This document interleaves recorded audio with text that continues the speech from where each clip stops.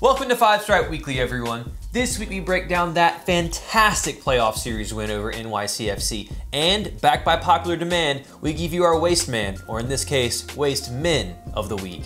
All that and more coming up. Welcome to the show, Five Stripe fam. I'm AJ, this is Tanner McLeod. Before we get into it, become part of the notification squad by hitting the bell next to the subscribe button on YouTube, or hop over from Facebook and subscribe. So guys, let's get into the match where the Five Stripes took care of business with that 3-1 win at the Benz and got through to the Eastern Conference Finals for the first playoff series win in history. And that starting lineup was very interesting coming out, and in that 4-3-3 formation where we saw four center backs and Garza in midfield. We all knew that it wasn't going to be that 4-3-3, but you know, it ended up being that 3-5-2 that worked pretty beautifully. You had Escobar as that right wing back, Garza as that left wing back, Miggy and Gressel on the wings, and it worked out pretty beautifully. We played ugly and got business done. Yeah, absolutely. This is a side note. I don't think that app ever gives, or that picture they ever show is the right lineup or how everyone actually is. Probably on purpose, but no. Yeah, probably on purpose, but it's never like that. Yeah, I think when we all saw it, we knew it was going to be a 3 at the back. I think the one shocker for everyone was that Miles Robinson was in the starting 11 in place of Jeff Lorenowitz, and I thought he acquitted himself fantastically throughout that game. But yeah, I thought the starting 11 was spot on, and the tactics Tata used throughout the game were spot on. Maybe it wasn't the best performance at times, but he sent the boys out to press high out of the get-go and get that lead and really set the tone for the match. And then once they got that goal, you know, they sat back a little bit and let NYCFC come to them, and we took them apart when we had the chances and made them pay, which I thought was no less than Atlanta United deserved, because they were the better side over 180 minutes.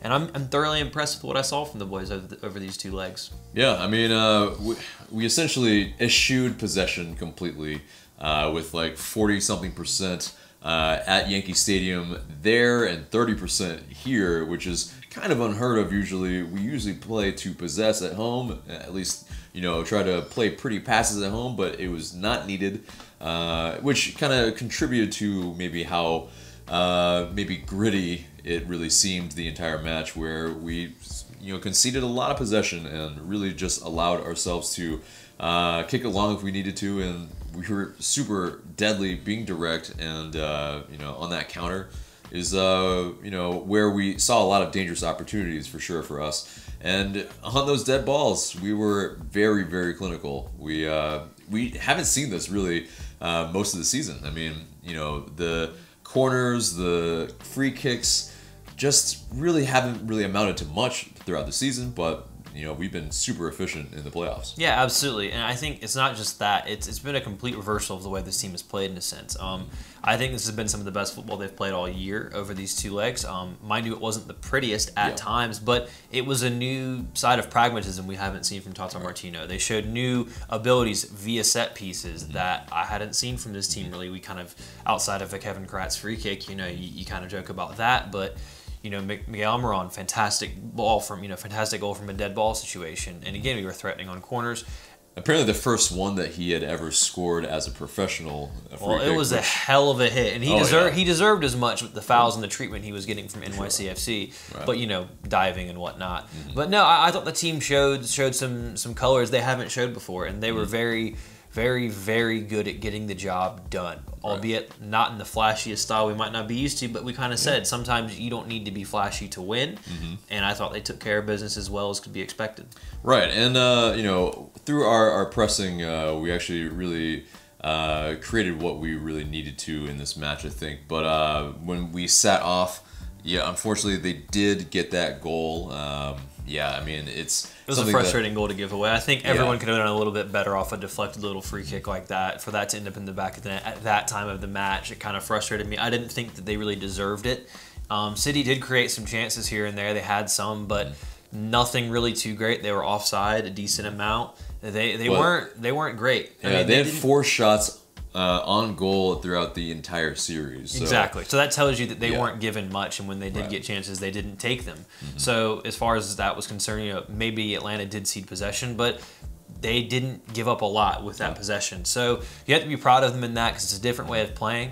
It'll be very tough in the next round against Red Bull. But in this game, to get back to this game specifically, I loved how Tata came out pressing high out of the get-go. He was very, very aggressive in going out and getting that result. He didn't want to wait for City to come and get it. He didn't sit off the get-go being ultra conservative, ultra pragmatic. He went for it, forced him to make a mistake, got that penalty, and knew once he got that goal that everything else would come to them. And that's what happened for Atlanta United. The second goal comes as a result of a foul on the counter. The third goal, just a fantastic ball from Rometty down to Joseph Martinez. But it enabled Atlanta to be comfortable, I thought. Yeah. And that came down to Tata Martino getting his tactics, in my opinion, spot on. And it's going to be a very tactical, chess-like, affair when it comes to playing Red Bull in the next round. So it's a nice change of pace, and it's nice to see them getting into a vein of form at this time of the season when considering that the last month they weren't that great, and you end the season with a horrible taste in your mouth after that result to Toronto. So and New York Red Bulls, that loss I think was tough between those two. I think that's what woke us up, and really, I think made Tata Martino think that, in order for us to actually be able to get some results in the playoffs, we have to CONCACAF it a little bit. We have to, be a little bit more pragmatic. And I think that's, all credit to him for making the team, do that 180 completely. Because he packed the midfield as well, though. And that really limited City's ability to create things because they're a team that likes to play through that area of the pitch. None of them were given any space. Eric Rometty was fantastic over 180 minutes and made Maxi Morales really just a half man who committed fouls and should have gotten yellow carded earlier. Yeah. So he did fantastic, but that comes from Tata to have a man mark a guy out of the game, which was just fantastic again.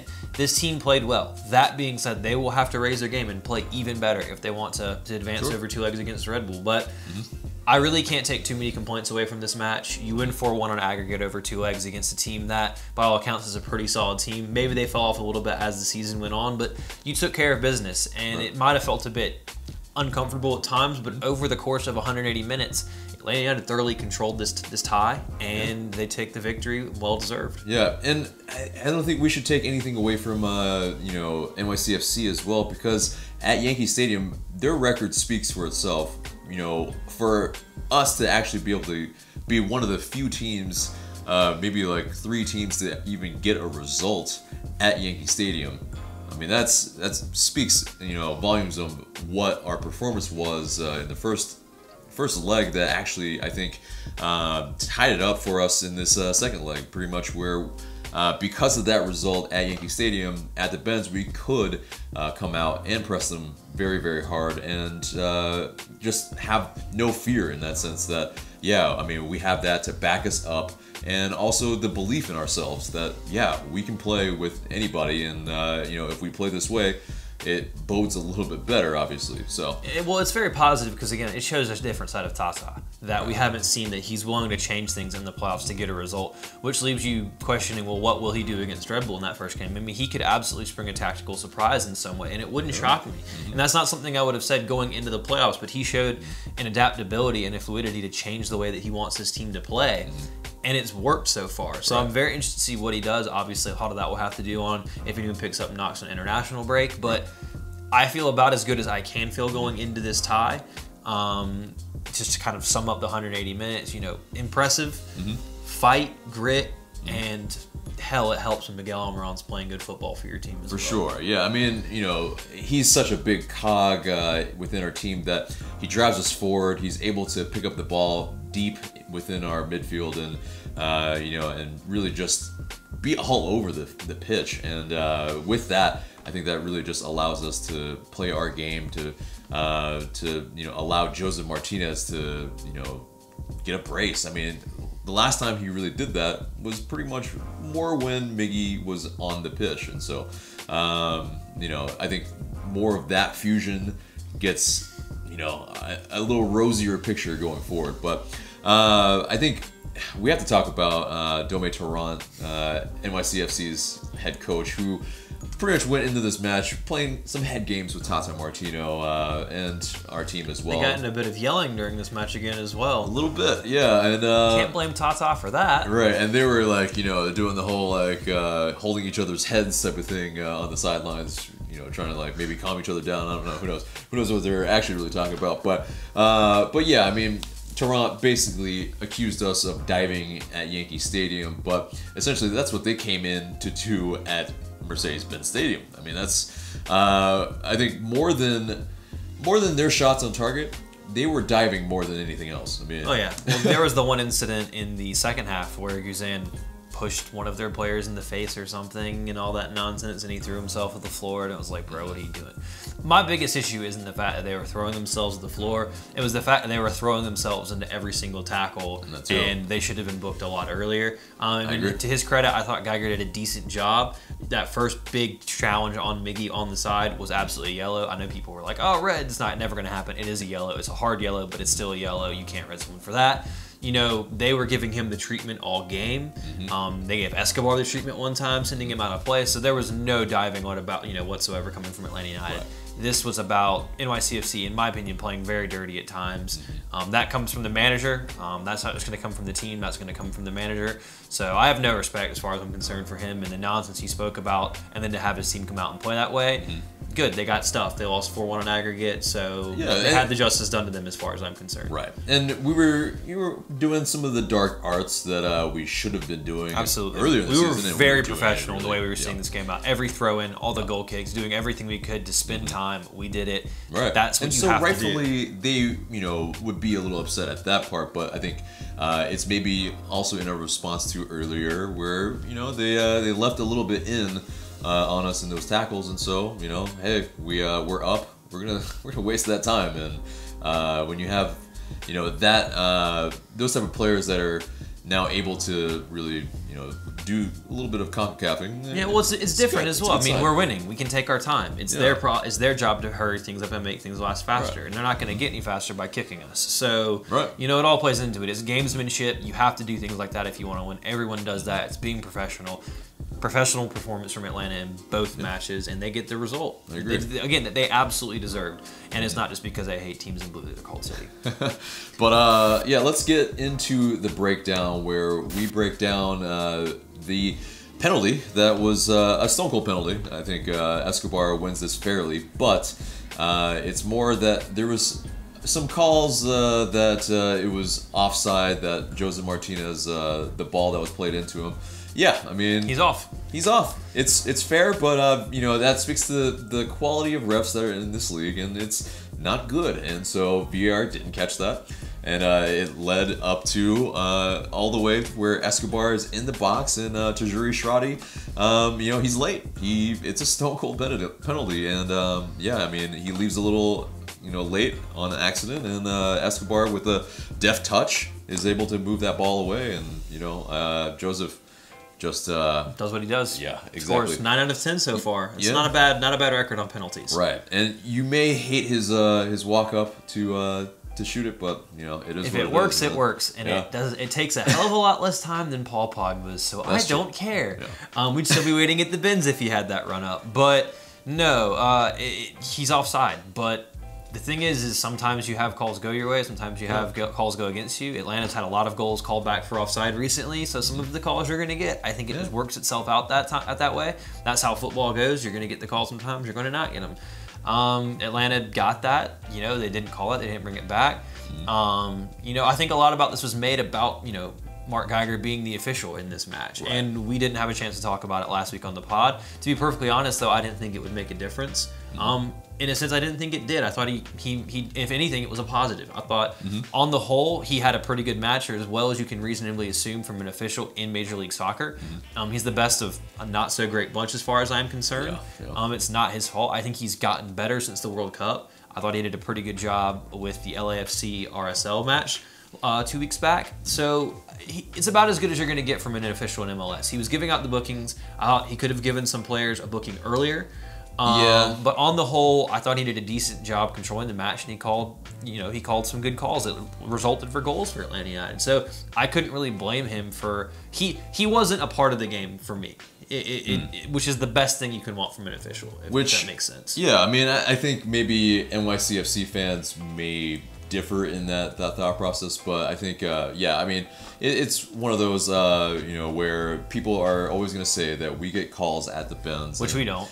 I mean, it's yeah. I mean, but that's the thing. Maybe there might be a little bit of influence from the fans because yeah, when it's 70,000 people and they're just screaming down at you and booing you if you make a call that doesn't go their way, you know, maybe the next one might go their way. And you know, to say that it doesn't affect the ref completely, I don't know. I don't know. I mean, for him, he's been to the World Cup, so that's pressure is going to be more than anything he experiences in Major League Soccer. So I think, again, that was a positive experience for him to go there and get used to that because that's the most pressure he's ever going to have on him as an official. And I thought he acquitted himself relatively decently. So, you know, I thought he was decent. If there's going to be a final, I'd rather it be him because some of the other officials in the league, I want nothing to do with them. And I just think he's the best of a objectively bad bunch. Yeah, I mean, and Tata Martino definitely agrees that, you know, there's this part where basically, you know, after the match, he said that, yeah, you know, I've said it before, he's a bad referee, and he's still a bad referee, but he agrees that, yeah, good referees are good, bad referees are bad, this referee is a bad one. And so, yeah, I mean, you know, he doesn't like Geiger. I kind of agree with him in that the style of Geiger where he may try to affect the big decisions by just being really gung-ho without actually like thinking about it first. He reminds me explicitly of one referee, and I think you know exactly who that is. Mike Dean. He's Mike Dean. I was actually talking to a friend. The showman. I was talking to a friend actually walking to the match on Sunday, and I was talking. He's like, "What should I look for?" and everything. I was like, "Well, this, and this. Oh, and we have the American Mike Dean." He goes, "Oh, really?" Yeah. The American Mike Dean. If you don't know, well, you should go look him up. He's and so it's good that, you know, Geiger isn't shy about the moment, but sometimes maybe he tries to find that moment, and that's where I haven't seen him get disappointed with playing an advantage yet that hasn't resulted in a goal though, because that's a classic Dino special where he plays the advantage in a very, very flamboyant way, and if they score, he's so proud of himself. Right. Oh, that's the classic Dino. But anyway, yeah, I mean. So, yeah, Tata Martino had more criticisms of him. He said he did not show courage. There's no doubt about the first foul on Almiron should have been an ejection. Had he called the game the way he should have, the play before the penalty, when Yangel Herrera and Jose Martinez go in on a 50-50 ball, Herrera commits a bookable offense. Add to the foul from behind that he committed on Almiron before the free kick goal, and Herrera should have been off the field. Yeah, I agree with him. Was Herrera even booked for that foul on Almiron that led to the free kick? I can't remember off the top of my head. And I can't remember either. But I remember the challenge on the back of Joseph. Mind you, that would have been offside if it had been looked at anyway. Yeah. But yeah, I thought that was bookable as well. He came in from behind. And the one on Miggy absolutely should have been a booking. So in that case, yeah, he could have been off. I don't know if the first one was a booking. I mean, a red card, it would have taken some more viewing for me at the time. I just thought it was a really hard yellow. It was naughty, but I didn't think it was a red because it wasn't like overly dangerous, if that makes sense. Like it is like it wasn't. I don't think it really met the standard for a straight red card in that scenario. I think it's like a yellow, and if you do something else, you're gone. Right. Type of a scenario. And I think it's early enough that it's yeah, it's hard to give a straight red that early in a match. Right.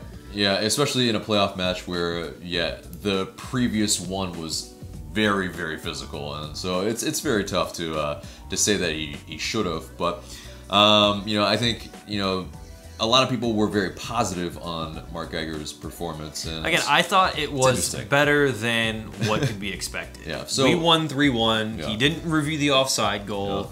As far as I'm concerned, no harm, no foul. He didn't cost us the game. It wasn't like he reviewed something for absolute no reason whatsoever that cost us.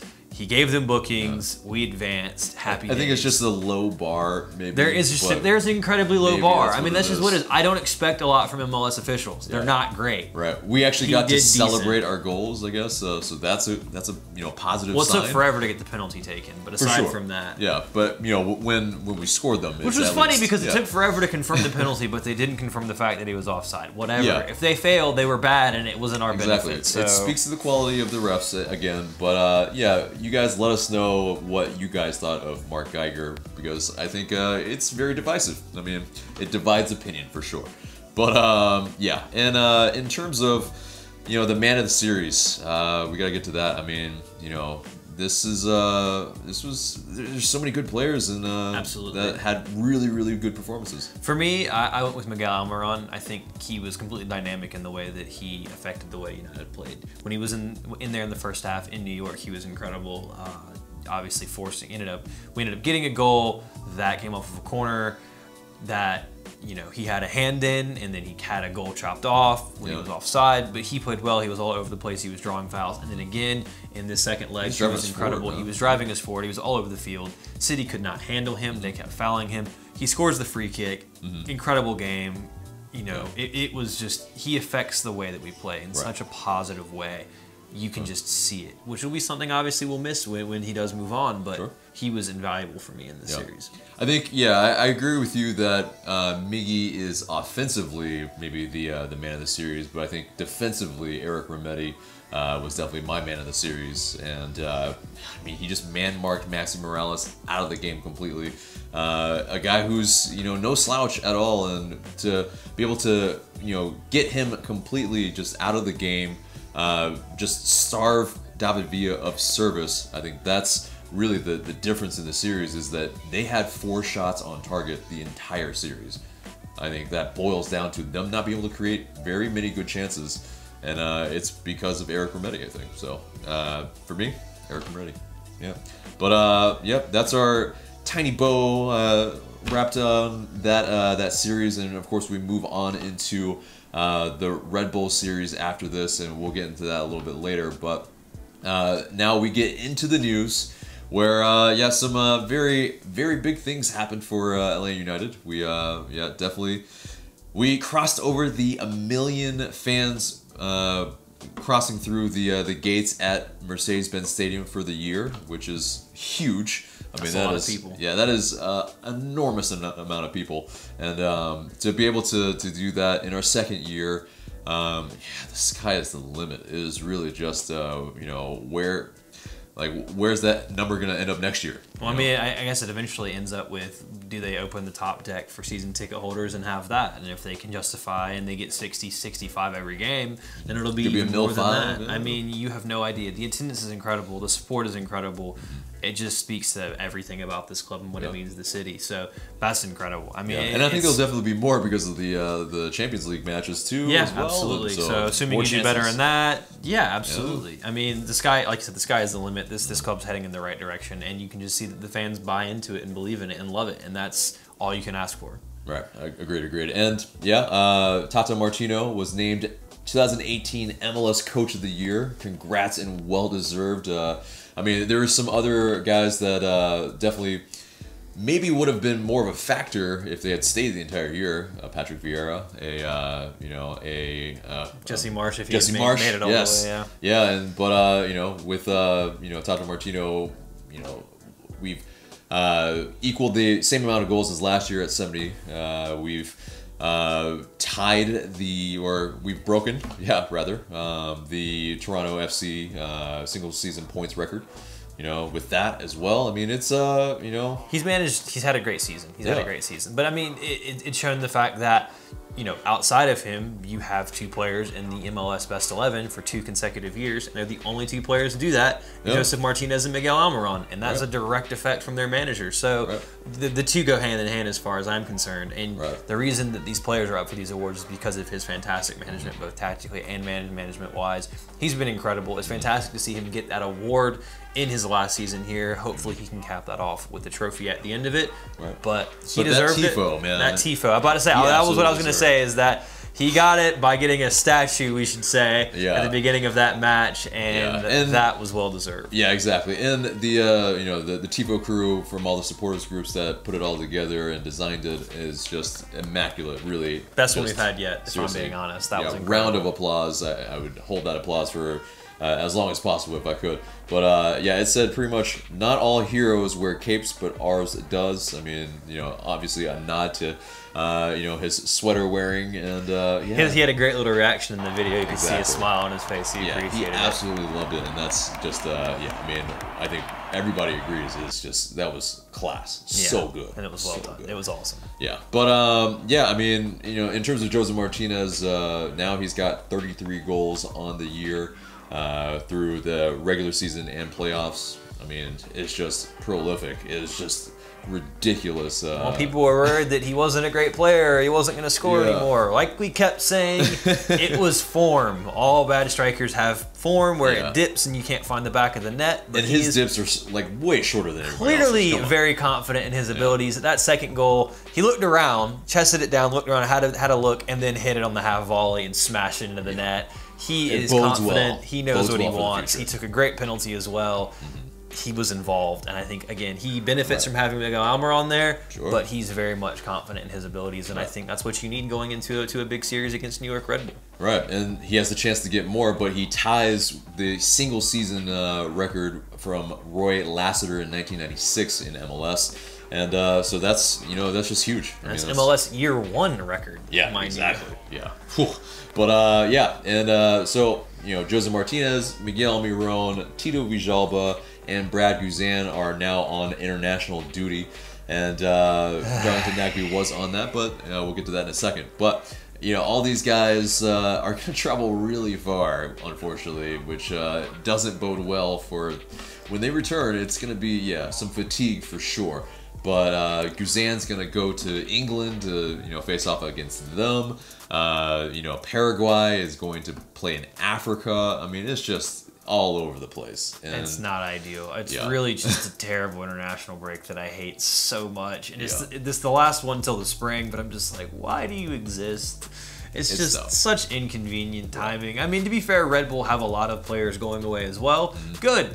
But it's just not ideal. And then you have to take into the fact that the games are only 4 days apart. You play on a Sunday and you play on a Thursday. It's rushed because they have to get the final in the week after, which is lame because you're coming off an international break where they had to play more football. But it is what it is. Hopefully they all come back fit. Paraguay looking at you mostly.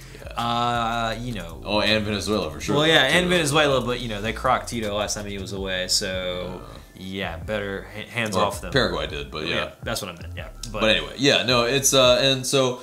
Speaking of crocked players, Darlington Nagbe apparently was wearing an ice pack around the locker room after the match, and he has a low-grade hamstring strain on his left leg. And so, whether that's for real or not, I'm very much of the opinion that he probably has a little bit of something. It's like, did it bruise? Yes, all right, you're not going. Happy days. Yeah. Like, keep him home. Don't have him go. He's a player we have to have fit for sure as well. He wasn't there in that Red Bulls match earlier this season. He could be the X factor in controlling the ball in the middle of the park for us. So I'm fine with that. I'm glad he's not going anywhere. Now he can rest up, relax that, be ready for that matchup. Right. But speaking of rest and maybe like just hanging out with the family. So Darlington Nagbe this morning, it was very interesting. A WSB video came out where he was approached at a gas station talking about the weather. And they pretty much was like on the lower third said that he was a driver, Darlington Nagbe, which I guess is fair. It's right. It's not wrong. You're right, but it's funny. Really? Though. But they mentioned it in the video that he is a soccer player in Atlanta, and so there is that. But shouldn't it be funny. Atlanta United player / driver? It's I mean I think unless it was just intentionally done for the banter, in which case respect. But if not, if you didn't know who he is, it's just like. Really? It's a funny little. The team had a great time with it on social media. I think too, for certain. Yeah, but exactly. Greg Garza, Michael Parkhurst, we're all Julian Gressel. Yeah. And getting into the rumor of the week, Daniel Campos, Miguel Almiron's agent, pretty much said that he doesn't know where Miggy is going to go just yet, but he knows that he's going to go to a Premier League team.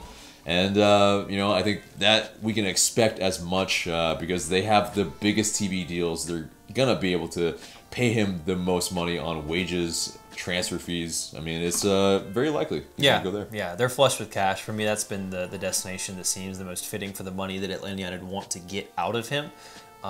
It's much easier for a Premier League team to part with £25 million than it is for a European-based team that's not one of the big boys to part with that amount of money. Like you said, the TV money is there.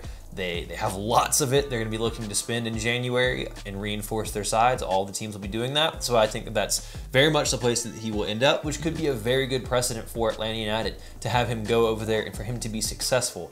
Mind you, that's going to be difficult for me because he won't be going to Manchester United. So I'll probably be seeing him at a rival team of some sort, hoping he does well, and that team still loses. So that'll be an interesting scenario. Yeah, he hopefully finds his happiness through his play, but not his his actual trophies. Team. Yeah. Sorry, no trophies for you, Miggy. That's just how it's going to be. I'm sorry, it's the nature of football. Yep. But I'm excited for him. You know, he deserves the move. I think you're seeing how important he is right now. And I hope he gets the move. And I hope he gets the move on the back of an MVP in the MLS Cup to win that and give us a little bit of something and send everything off right. That put a real bow on it. Oh, so that would be awesome for me. You think he gets it over Joseph? We'll no. I'm saying like in for the game, like not like for the season, okay. for like the game. Like get like an MVP. Joseph gets MVP for the league. He gets MVP for the MLS Cup. They're both happy, and he rides off happy to the Premier League to make his money.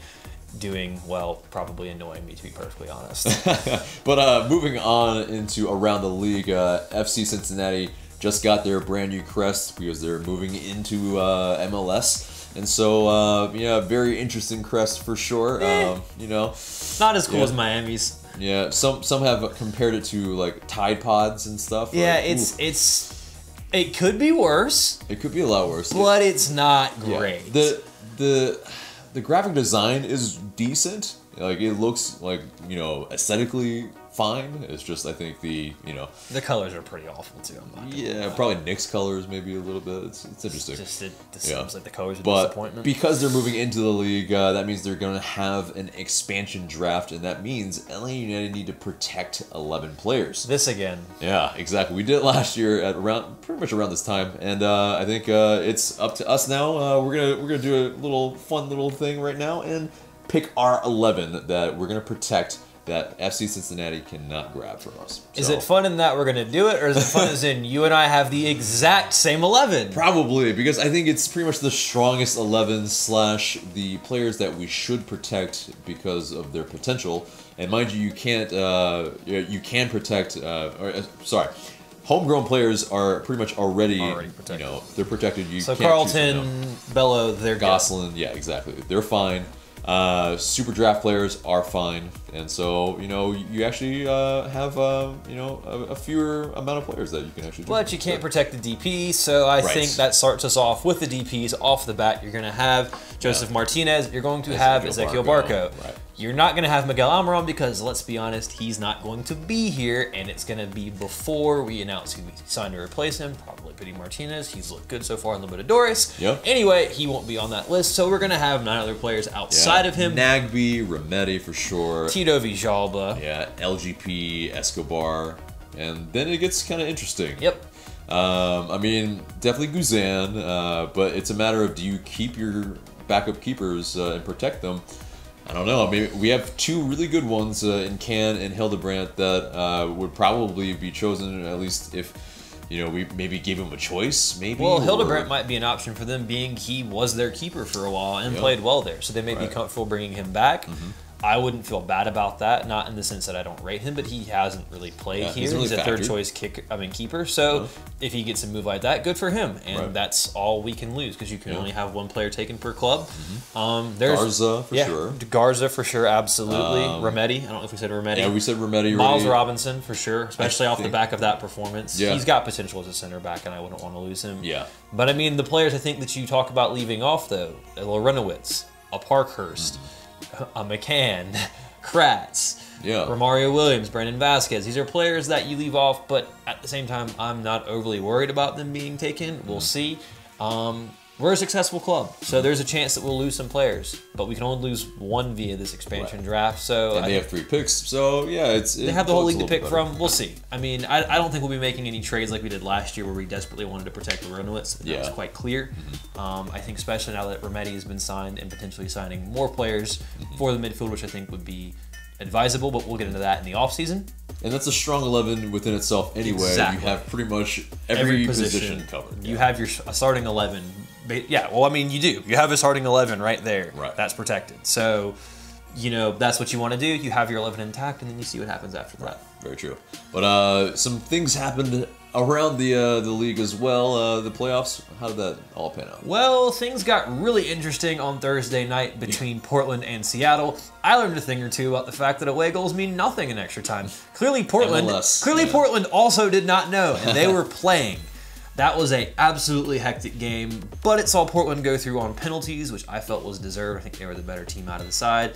I kind of like, I always admired Portland a little bit before Atlanta was a team. I think they're a good club run the right way, but that was a big fixture to see those two rivals going at it. Crazy and it's what the league needs. It's a shame that it had to happen the round before, but it was awesome to see nonetheless. Hopefully we can get a rivalry like that at some point in time, which we may already have one with the New York teams, but going into the future to have those kind of rivalries where it's going to be tough. You want that for the league, not necessarily saying, I want that because I want us to wax everyone and win cups all the time. Yeah.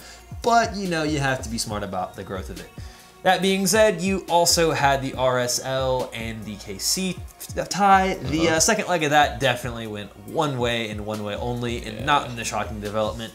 Sporting KC came out victorious, so you're going to have Sporting KC playing Portland out of the West, and obviously at this point we all know that unfortunately Columbus Crew did not do us the solid we would have greatly appreciated, and it will be New York Red Bull versus Atlanta United in the conference finals for the Eastern Conference. The winner of that will go on to host MLS Cup because the two of them were far ahead away of everyone else in the league this year. I think the winner of the Cup is going to come out of this tie.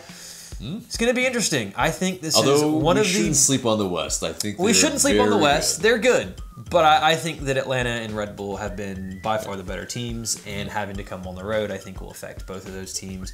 It'll be very interesting. I think this has been a very good MLS Cup playoff so far. Some people are saying it's been one of the best ever. Yeah. We'll see. Because, I think this league maybe got a little top-heavy maybe because the teams that are bad are really bad, I think. And then, the teams that are very, very good have been prolific, breaking, single-season points records and all that. And I think the teams you have now and the style of play and the quality of play and the overall quality of the product is better than it's ever been. So you're seeing teams compete at higher, more technical and tactical levels than they have before. And I think because of that, you like that. Right. And yeah, it's been good. We'll see. It's unfortunate that we have to wait because of an international break, which I think is stupid. But that's the situation we're in. Yeah. Red Bulls, Atlanta United, Sporting Kansas City, Portland Timbers. Two will come out for the MLS Cup, and we will see who that is in the next couple weeks.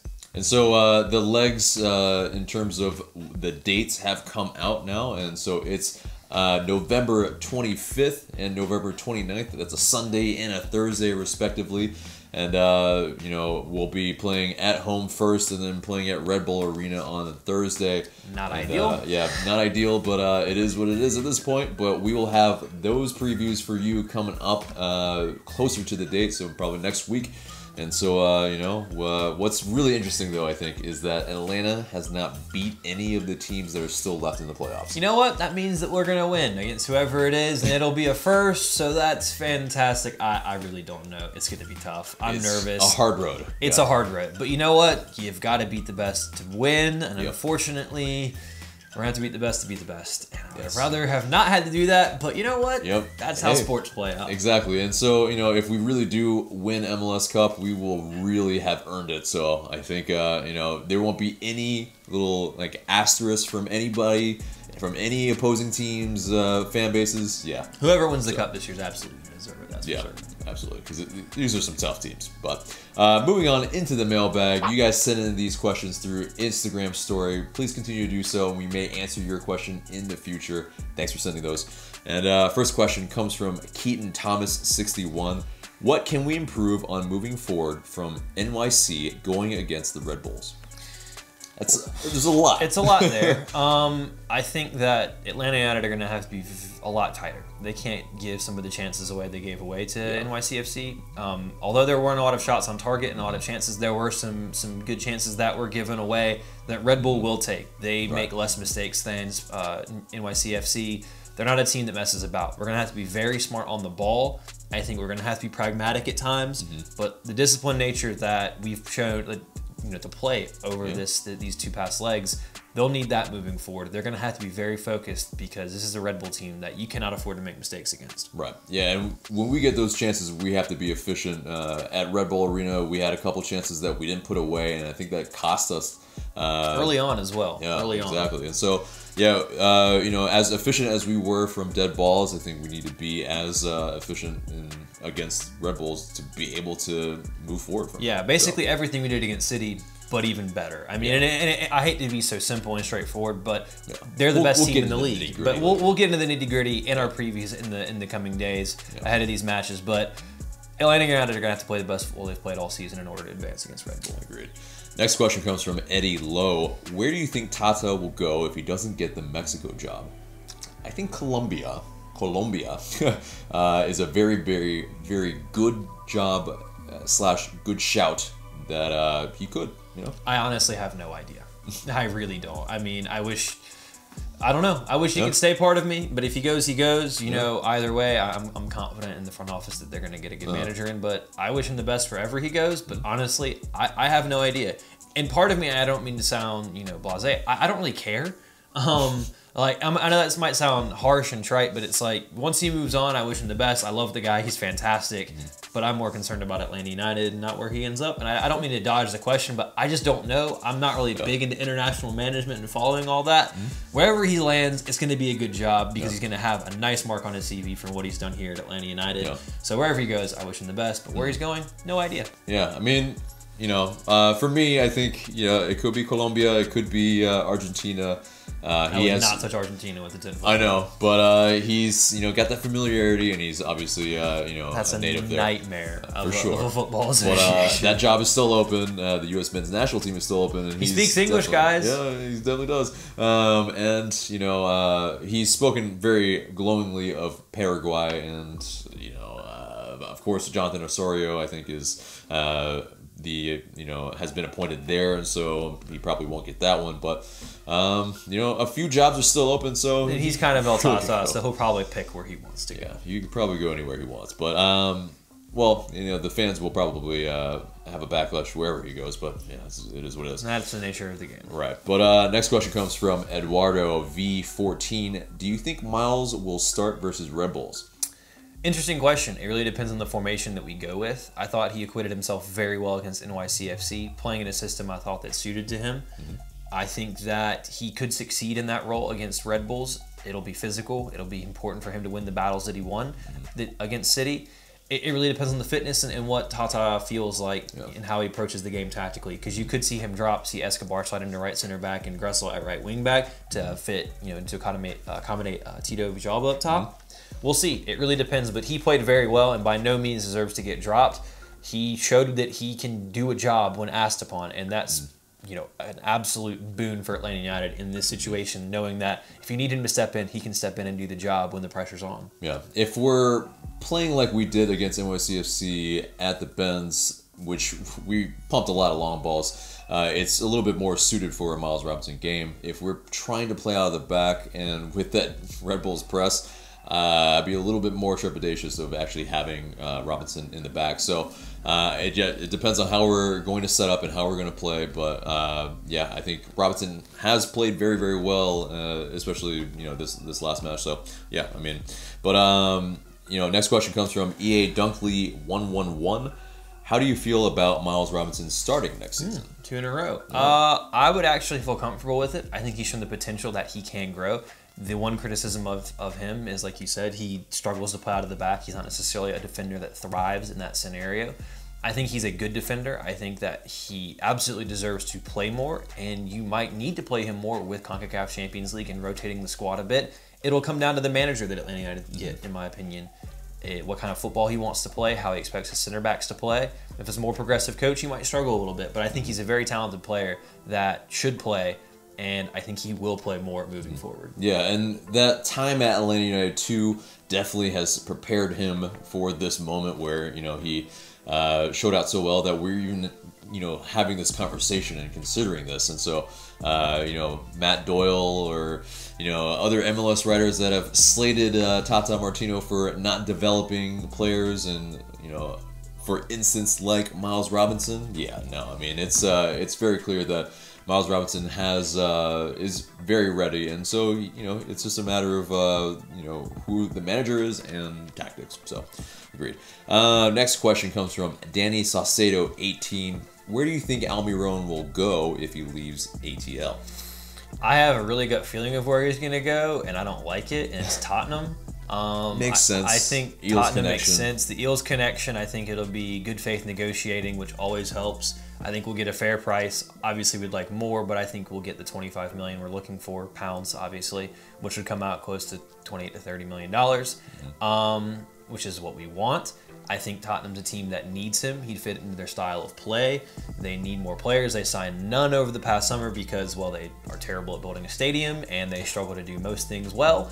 I don't like Tottenham. Fun fact. Obviously, I'm a Man United fan. So, yeah, I think he's going to be lining up for someone like that plays that type of system. I don't want him to go to West Ham. That's just because I like him as a guy, and West Ham is just not a great place to be right now. It is, and I don't see him going to Newcastle. And I don't see him going to Newcastle because that's been rumored as well. Mike Ashley spends no money. Sure. He's not going to spend 25 million regardless of what they need. His net spends, I think, like 250K. Yeah. Like, it's terrible. So he's not going there. I think a side like Tottenham would make sense. And I wish him the best, but it's going to be a rival. And I hope he does well and they still lose.